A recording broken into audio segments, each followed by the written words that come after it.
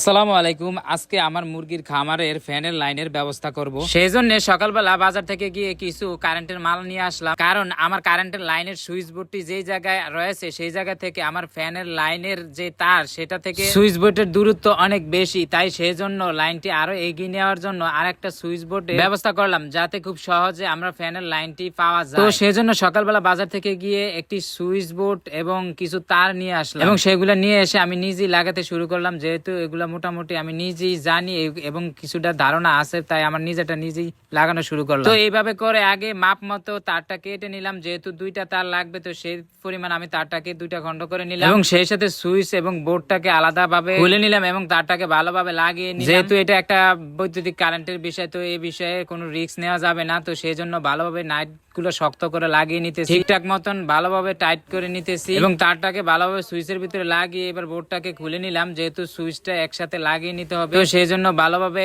সুইচটাকে বোর্ডের সাথে লাগিয়ে নিলাম। তো এইভাবে করে সুইচ এবং বোর্ডটাকে যেহেতু লাগানো হয়ে গেছে, তো ভালো করে তারটা ভিতর দিয়ে সম্পূর্ণ শেষ করলাম। আর এটা যেহেতু একটা কারেন্টের বিষয়, তো এই বিষয়ে কোনো ঝুঁকি নেওয়া যাবে না এবং কোনো রকম কাজে ত্রুটি রাখা যাবে না। তো ভালো করে আমি যেহেতু কোনো বড় ধরনের মিস্ত্রি না বা কোনো টেকনিশিয়ান না, সেই জন্য আমি এটাকে ভালোভাবে নিজেরটা যাচাই বাছাই করে ভালো করে লাগিয়ে নিই। এখানে বিষয়টা হচ্ছে, যেহেতু আমি ব্রয়লারের মুরগি পালন করি, তো সেই জন্য ব্রয়লারের গরমের পরিমাণ একটু বেশি পড়লে বড় ধরনের সমস্যার সৃষ্টি হয়। এই বড় সমস্যার ফলে আমাদের বড় ধরনের ক্ষতির সম্ভাবনা থাকে। আপনারা মোটামুটি একটু ভালো করে জানেন যে ব্রয়লারের মুরগি গরম পড়লে তাদের স্টকের পরিমাণ বেড়ে যায়, তাই এই স্টকের পরিমাণ বেড়ে গেলে আমাদের ক্ষতির সম্ভাবনাও একটু বেশি বেড়ে যায়। কারণ স্টকটা তখনই করে যখন একটা মুরগি আপনার 1 কেজি 500 থেকে 1 কেজি 600 700 বা 1 কেজি প্লাস হইলে মুরগিগুলো স্টকের পরিমাণ বেশি করে থাকে, আর এতে করে তখন আমাদের রিস্কের পরিমাণটাও বেড়ে যায় এবং আমরা বড় ধরনের ক্ষতির সম্ভাবনার সম্মুখীন হইতে হয়। এটা মূলত আপনার বেশি স্টকের পরিমাণটা তখনই করে যখন মুরগির বয়স 20 থেকে 20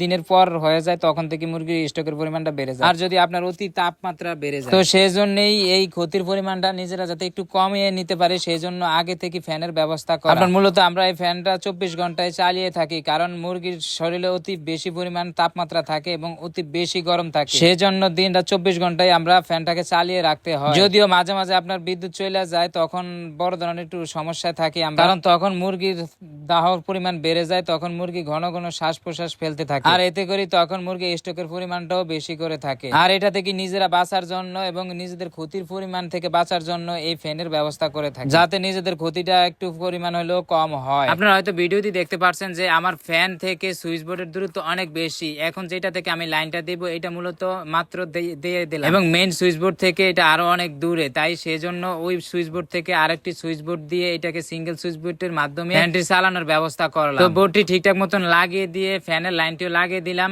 এবং ফ্যানটি ঠিকঠাক মতন ভালোভাবে জায়গা মতন বসিয়ে দিলাম। আর এখন যেহেতু বিদ্যুৎ নাই, তাই ফ্যানটি চালাইতে পারলাম না, সেই জন্য আপনাদেরকে ভিডিওর মাধ্যমে দেখাইতে পারলাম না ফ্যানটি চালিয়ে। তো আজকের ভিডিওটি এই পর্যন্তই। ভালো লাগলে লাইক করে দিবেন এবং সাবস্ক্রাইব করে পাশে থাকবেন। ধন্যবাদ সবাইকে। আসসালামু আলাইকুম।